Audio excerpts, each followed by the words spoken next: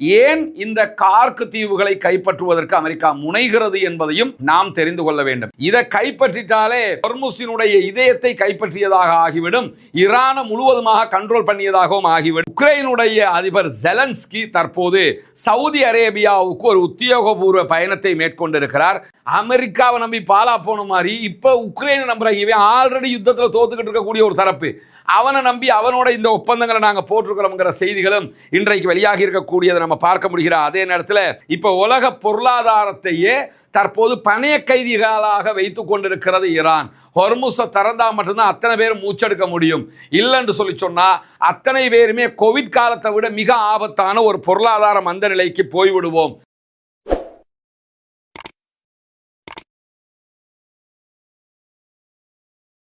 அன்பிற்கினிய சகோதர சகோதரிகளை நம் அனைவர் மீதும் ஏக இறைவனுடைய அமைதியும் கருணையும் உண்டாகட்டுமாக என்கிற உயரிய பிரார்த்தனைகளோடு பாலஸ்தீன மீதான இஸ்ரேலிய ஆக்கிரமிப்பு இராணுவத்தினுடைய தாக்குதல்கள் ஆரம்பிக்கப்பட்டு 2 ஆண்டுகள் தொடர்ச்சியான தாக்குதல்கள் நடத்தப்பட்டு அந்த யுத்தம் ஒரு யுத்த நிறுத்தமாக மாற்றப்பட்டிருக்கிறது. யுத்த நிறுத்தமாக மாற்றப்பட்டு இன்றோடு 168வது நாட்களை தாண்டக்கூடிய இந்த தருணத்தில் ஒரு மாபெரும் யுத்தம் மத்திய கிழக்கு பகுதிகளிலே நடைபெற்று வருகிறது. ஈரானை இலக்கு வைத்து அமெரிக்க இஸ்ரேலிய ஆக்கிரமிப்பு இராணுவம் தாக்குதல்களை நடத்தி வருகிறது. அதற்கு பதிலடியாக ஈரானும் அமெரிக்காவினுடைய மத்திய கிழக்கிலே இருக்கக்கூடிய நிலைகள் மீதும் அதே போன்று இஸ்ரேலை நோக்கியும் உச்சகட்டமான பதிலடி தாக்குதல்களை நடத்தி வருகிறது. இந்த நிலையில இன்றைய நாளில் என்னவெல்லாம் நடந்திருக்கிறது என்கிற செய்திகளைத்தான் நம்ம பார்க்க இருக்கிறோம்.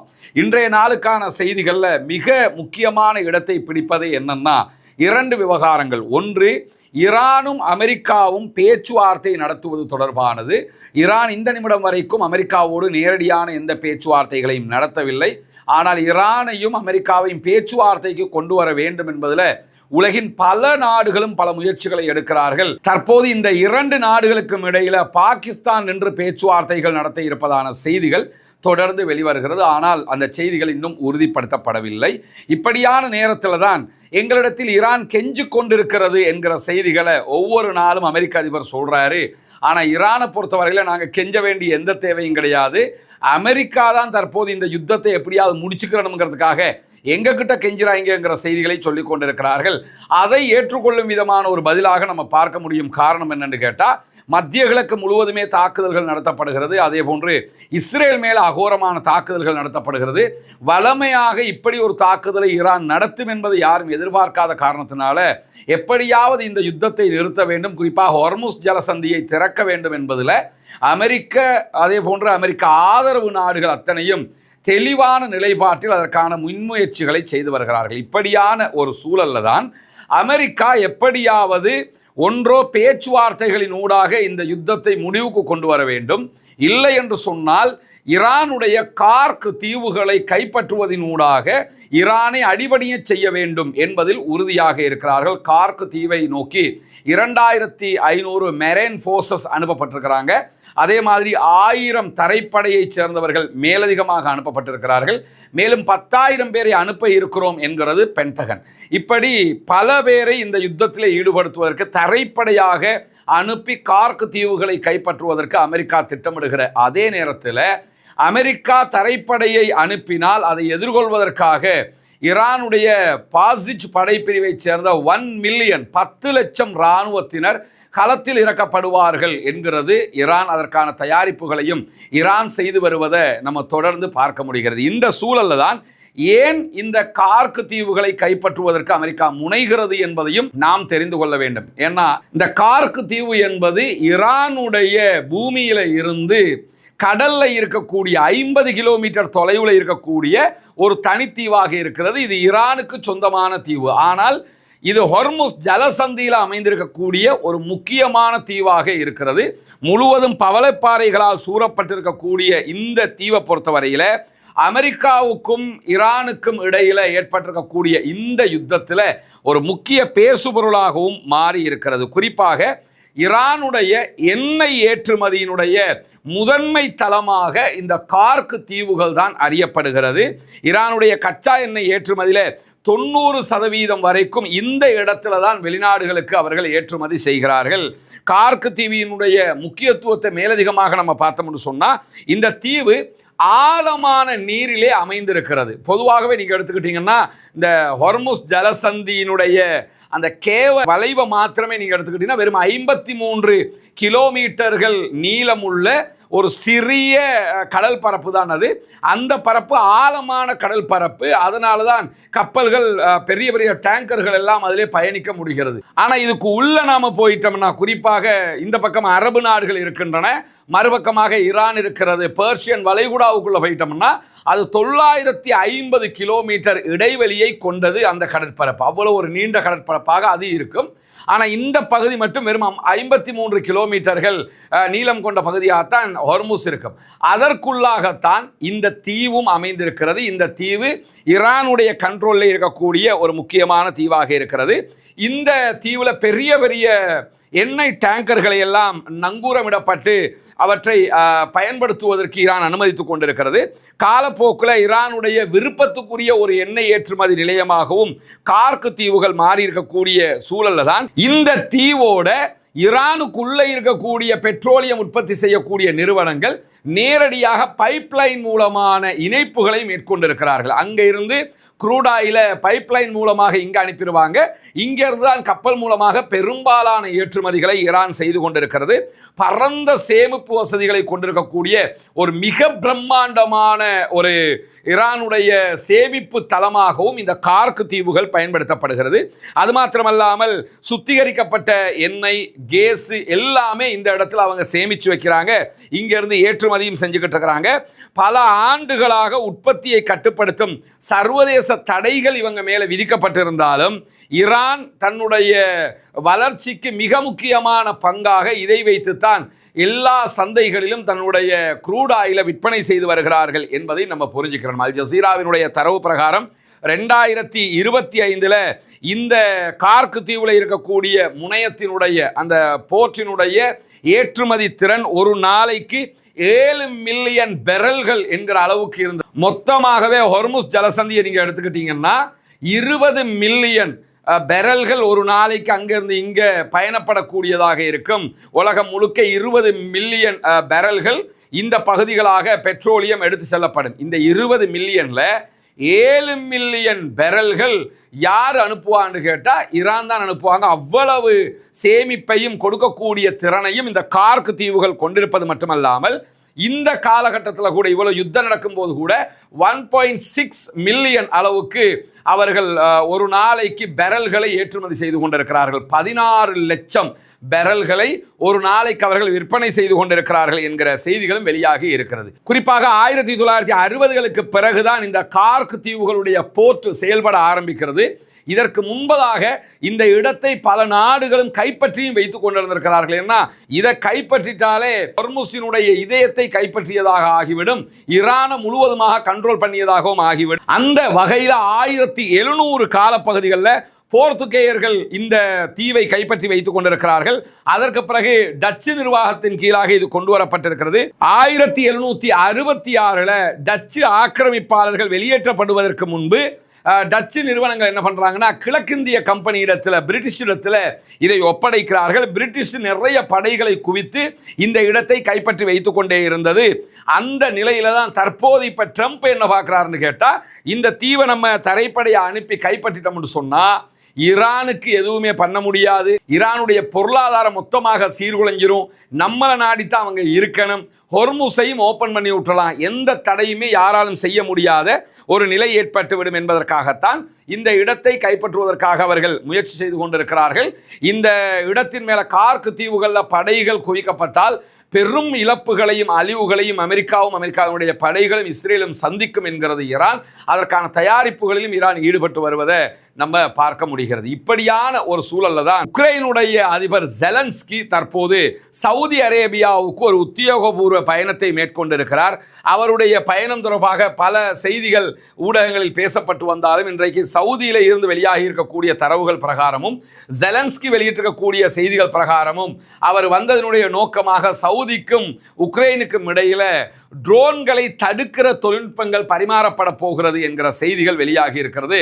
ஏன்னா அவர் என்ன நினைச்சுக்கிட்டு இருக்கிறாருன்னு கேட்டா, நம்ம மேல 1000 நாட்களுக்கு மேலாக தாக்குதல்களை நடத்தி வருகிறது ரஷ்யா.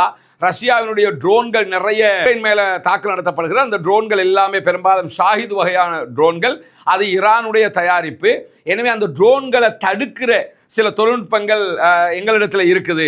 அதையெல்லாம் நாங்கள் உங்களுக்கு தாரோம். எனவே ஈரான் உங்கள் மேலே ட்ரோன் அட்டாக் பண்ணினா அதை தடுத்துடலாம். ட்ரோன் அட்டாக்கை தடுக்கிறதுக்கு ஏதாவது கொடுப்பியேன்னு வச்சுக்கிறோம். அவன் அனுப்புகிற ஏவுகணையை தடுக்கிறதுக்கு என்னத்தை கொடுக்க போறிய? அமெரிக்காவாலேயே கொடுக்க முடியாதான் உக்ரைன் கொடுத்துட போகுதா? அப்படி ஏதாவது இருக்கும்னா ட்ரோன்கள் எல்லாத்தையும் இவங்க கொடுப்பாங்களா இருந்தா இவங்களே தடுத்துடணுமா இல்லையா? ரஷ்யா அனுப்புகிற எல்லா ட்ரோனையும் தடுத்து இதுவரைக்கும் ரஷ்யாவிடத்தில் நாங்கள் வீழவே இல்லை என்று சொல்கிறோம். ரஷ்யாவிடத்தில் உக்ரைன் தன்னுடைய நிலப்பரப்பில் 1/5 மடங்கை மொத்தமாக இழந்து விட்டது. 20% உக்ரைனிய நிலப்பரப்பை ரஷ்யா தற்போது கைப்பற்றி இருக்கிறது. ரஷ்யாட்ட தோத்து போனவன் இவங்களுக்கு நான் உங்களுக்கு எங்களுடைய டெக்னாலஜியை தர்றோம், எங்களுடைய ஆயுத வலிமையை தர்றோம் அப்படின்னு சொல்லிக்கிட்டு இருக்கிறாங்க. இவங்களும் உட்கார்ந்து அதை கேட்டுக்கிட்டு இருக்கிறாங்க. ஏன்னா இவ்வளோ காலமாக அமெரிக்காவை நம்பினாங்க. அமெரிக்காவை நம்பி பாலா போன மாதிரி இப்போ உக்ரைனை நம்புறாங்க. இவன் ஆல்ரெடி யுத்தத்தில் தோத்துக்கிட்டு இருக்கக்கூடிய ஒரு தரப்பு. அவனை நம்பி அவனோட இந்த ஒப்பந்தங்களை நாங்கள் போட்டிருக்கிறோங்கிற செய்திகளும் இன்றைக்கு வெளியாகி இருக்கக்கூடியதை நம்ம பார்க்க முடிகிற அதே நேரத்தில் மத்திய கிழக்கில் இருக்கக்கூடிய ஹோட்டல்கள் எதிலையுமே அமெரிக்கர்களை அனுமதிக்கக்கூடாது, தங்குவதற்கோ உணவு அருந்துவதற்கோ அனுமதிக்கக்கூடாது என்றும், எந்த ஹோட்டலாவது அமெரிக்கர்களுக்கு புகலிடமாக இருந்தால் அந்த ஹோட்டல்கள் அமெரிக்கர்களுடைய ஹோட்டல்களாக கருதப்பட்டு அதன் மீது தாக்குதல்கள் நடத்தப்படும் என்று சொல்லி இன்றைக்கு ஈரான் அறிவித்தல் விடுத்திருக்கிறது. எனவே ரமலானுடைய மாதத்தில் நம்ம உங்களிடத்தில் மீண்டும் மீண்டும் வேண்டிக் கொண்டு வந்ததுதான் உங்களுடைய ஜகாத் மற்றும் சதக்கா நிதிகளை இலங்கையினுடைய கிழக்கு பகுதிகள் பொத்துவில்ல செய்து வரக்கூடிய இஸ்லாத்தை ஏற்றுக்கொண்ட சகோதர சகோதரிகளுக்கான வீடு கட்டும் கட்டுமான பணிகளுக்கு தந்து உதவுங்கள் என்று சொல்லி. ஏன்னா ஜகாத்தை பெறக்கூடிய தகுதி படைத்த 8 கூட்டத்தாரில் இந்த இஸ்லாத்தை ஏற்றுக்கொண்ட சகோதரர்களும் அடங்குகிறார்கள். அவர்கள் ஏழைகள் என்கிற காரணத்தினால அவர்கள் மிஸ்கீன்கள் அதே போன்று ஃபக்கீர்கள் பட்டியலையும் வருவாங்க. மொத்தத்தில் ஜகாத் பெறக்கூடிய 8 கூட்டத்தில் 3 கூட்டத்தினுடைய நன்மைகள் அவர்களுக்கு கொடுக்கக்கூடிய உதவிகளால் நமக்கு கிடைத்துவிடும் என்கிற செய்திகளை உங்களுக்கு நம்ம தொடர்ந்து சொல்லிக் கொண்டு வந்தோம். அங்குள்ள காட்சிகளை நம்ம காட்டியிருந்தோம். ஏற்கனவே 5 வீடுகளை நம்ம கட்டி கையளிச்சிருக்கிறோம். அந்த காட்சிகள் எல்லாம் தொடர்ந்து நீங்கள் பார்த்து வருகிறீர்கள். அதை தாண்டி இன்னும் 9 வீடுகள் கட்ட வேண்டிய தேவை இருக்கிறது. மொத்தம் 14 வீடுகள் என்கிற தகவல்களை உங்களுக்கு நம்ம சொல்லி வந்தோம். அதற்கான உதவிகளை நீங்கள் தொடர்ந்து வழங்கி வருகிறீர்கள். உங்களுடைய ஜக்காத்து தான தர்மங்களை தந்து வருகிறீர்கள். அந்த அடிப்படையில் தற்போது நம்ம 6வது வீட்டை கட்டுகிற பணியை ஆரம்பித்திருக்கிறோம். அதனுடைய காட்சிகளை தான் நீங்க முன்னாடி பார்க்கிறீங்க. நீங்கள் தரக்கூடிய உதவிகளை கொண்டுதான் மக்களுக்கு தேவையான ஏழை எளிய மக்களுக்கு உரிய எல்லா காரியங்களையும் நம்ம பண்ணி வர்றோம். தித்வா புயலுக்கான பணிகளாக இருந்தாலும் சரி, அதற்கு பிறகு வாட்டர் டேங்கை நம்ம ஓப்பன் பண்ணி கொடுத்ததாக இருந்தாலும் சரி, மற்ற எல்லா பணிகளும் நீங்கள் தரக்கூடிய ஜகாத்து தான தர்மங்களை கொண்டு ஏழைகளுக்கு முறையாக செய்யப்பட்டு வருகிறது என்பது உங்களுக்கு தெரியும். அந்த அடிப்படையில் தான் தற்போது அல்ஹம்துலில்லாஹ் 6வது வீடை கட்டுகிற பணியை நம்ம ஆரம்பிச்சிருக்கிறோம். இந்த பணி தொடர்ந்து நடைபெற்று 14 வீடுகளும் மீதி இருக்கக்கூடிய 9 வீடுகளும் கட்டி முடிக்கப்பட வேண்டும் என்பதுதான் என்னுடைய பிரார்த்தனையும் நிச்சயமாக உங்களுடைய பிரார்த்தனையாகவும் இருக்கும்.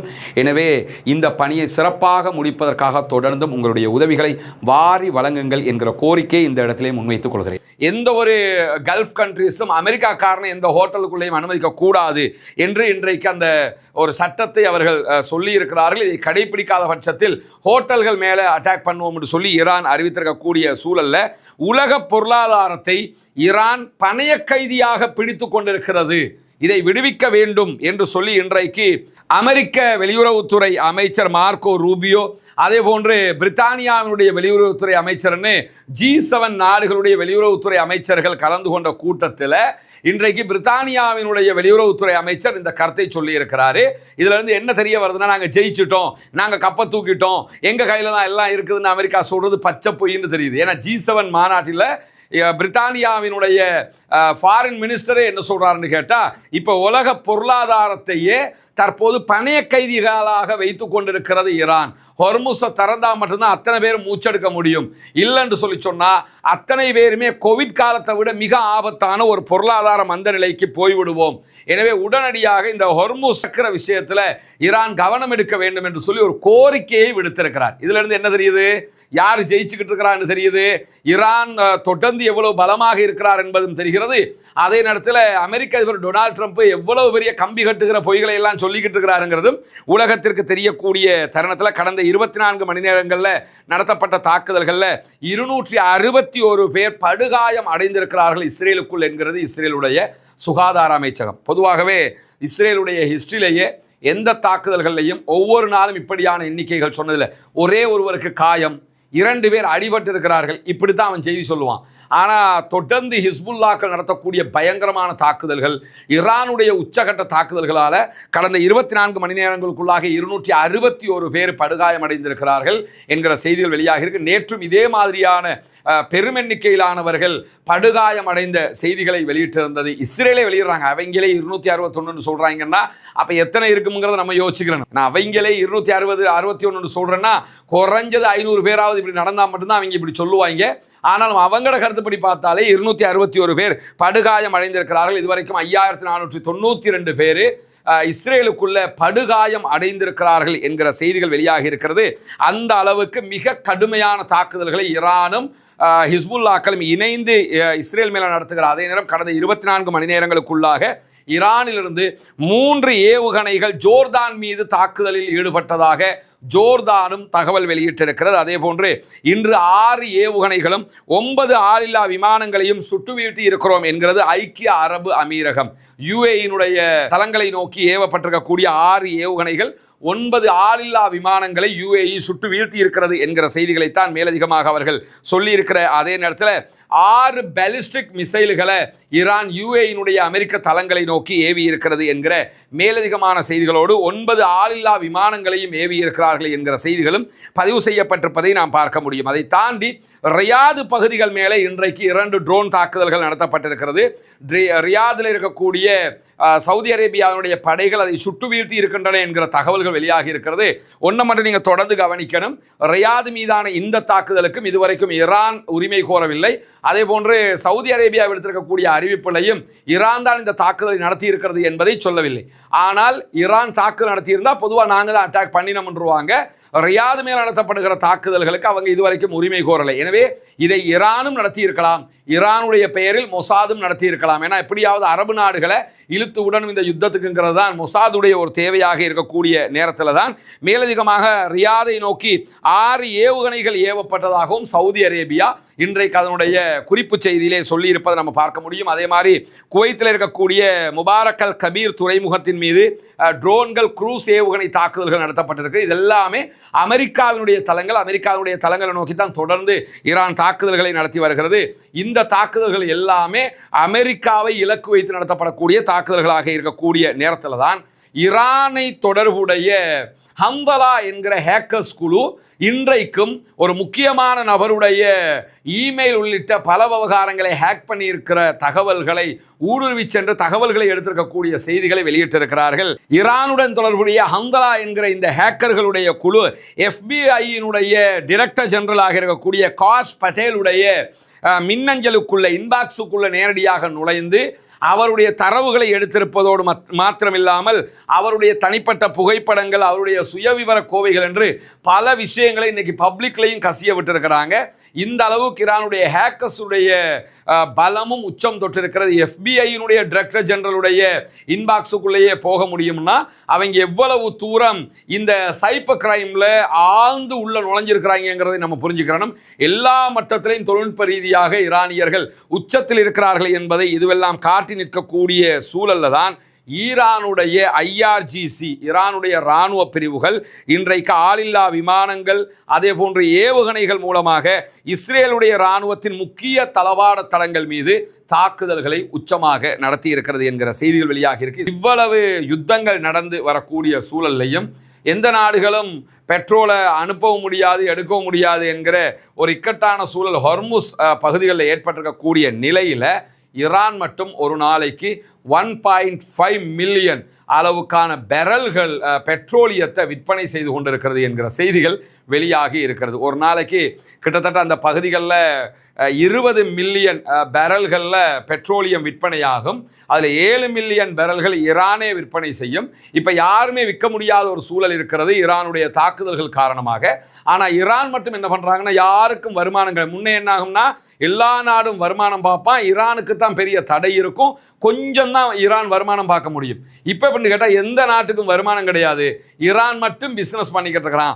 ஈரானுக்கு ஒரு நாளைக்கு 1.5 மில்லியன் பீப்பாய்கள் அளவுக்கு அவர்கள் விற்பனை செய்கிறார்கள். 15 லட்சம் பேரல்கள் அவர்கள் விற்பனை செய்கிறார்கள் வெளிநாடுகளுக்கு என்கிற செய்திகள் வெளியாக இருக்கு. கடந்த ரமலான் மாதத்தில் தினசரி ஏற்றுமதி ஒவ்வொரு நாளும் 15 லட்சம் பேரல்கள் என்கிற அளவுக்கு இந்த விற்பனை உச்சம் தொட்டிருக்கிறது என்கிற செய்திகள் வெளியாக இருக்கிறார். அதே நேரத்தில் நேற்றைய தினம் காசா அமைதி வாரியம் என்று அமெரிக்க அதிபர் டொனால்ட் ட்ரம்பால் உருவாக்கப்பட்ட அமைதி வாரியத்தினால ஒரு தீர்வு திட்டத்தை முன் வச்சிருந்தாங்க. இந்த சண்டைகளுக்கு மத்தியில் என்ன பண்ணுறான்னு பாருங்க, ஒரு தீர்வு திட்டம் ஒன்று அறிவிச்சிருந்தாங்க. எதிர்வருகிற 8 மாதங்களுக்குள்ளாக பாலஸ்தீன விடுதலை போராளிகள் அத்தனை இயக்கங்களுமே ஆயுதங்களை கீழே வைக்க வேண்டும். அத்தனை பேருமே ஆயுதத்தை அமெரிக்காட்ட கொடுத்துடணுமா, கொடுத்துட்டு சும்மா இருந்துடணுமா, அவங்களா பார்த்து காசாவை டெவலப் பண்ணி கையில் தருவாங்களா, நீங்கள் வாழ்ந்துட்டு போங்காம்பாங்களா, இஸ்ரேலும் அமெரிக்காவும் தான் எல்லாத்தையும் பார்த்துக்கிறோமா, இது அத்தனை பேரும் கை கட்டி நின்று பார்த்துக்கிட்டு இருந்தால் போதும் என்கிற விதமாக அந்த ஒரு அறிக்கை அவர்கள் வெளியிட்டிருந்தார்கள். அந்த அறிக்கை எதையுமே நாங்கள் ஏற்றுக்கொள்ள முடியாது என்று சொல்லி பாலஸ்தீன விடுதலை அமைப்பினரும் அவர்களோடு இருக்கக்கூடிய 14 போராட்ட குழுக்களும் மொத்தமாக அறிவித்திருக்கிறார்கள். ஆயுதங்களை வைத்துக் கொண்டிருப்பது என்பது சர்வதேச விதி பிரகாரம் பாலஸ்தீன குழுக்களுடைய உரிமையாக இருக்கிறது. எனவே அதை நாங்கள் கைவிட முடியாது, அதை யாரிடத்திலும் கை கொடுக்கவும் முடியாது. நாங்கள் கொடுக்கிறதாக இருந்தால் பாலஸ்தீனத்தை தனிநாடாக அங்கீகரிங்க. அங்கீகரிக்கப்படுகிற தனிநாடாக இருக்கிற பாலஸ்தீனத்திடத்தில் இராணுவம் இருக்கும். அந்த இராணுவத்திடத்தில் நாங்கள் இதை ஒப்படைப்போமே தவிர வேறு யாரிடத்திலும் ஒப்படைக்க முடியாது என்பதை திட்டவட்டமாக சொல்லியிருக்கிறது பாலஸ்தீன விடுதலை அமைப்பும் அதோடு ஒட்டிய 14 குழுக்களும் என்கிற செய்திகளும் இன்றைக்கு வெளியாக இருக்கிறது. பொறுத்திருந்து பார்ப்போம் என்னவெல்லாம் நடக்கிறது என்பதை. பாலஸ்தீனம் வெற்றி பெற வேண்டும், பாலஸ்தீனம் சுதந்திரம் அடைய வேண்டும், அப்பாவிகள் மீதான தாக்குதல்கள் நிறுத்தப்பட வேண்டும், ஈரானிய அப்பாவிகள் மீதான தாக்குதல்கள் நிறுத்தப்பட்டு ஆக்கிரமிப்புகள் நிறுத்தப்பட்டு உலகம் அமைதி பெற வேண்டும், மத்திய கிழக்கு அமைதி பெற வேண்டும் என்கிற பிரார்த்தனைகளோடு ஆக்கிரமிப்பாளர்களுக்கு எதிராக தொடர்ந்தும் ஜனநாயக ரீதியாக குரல் எழுப்புவோமாக. வாஹர் தஅவானா அல்ஹம்துலில்லாஹி ரப்பில் ஆலமீன்.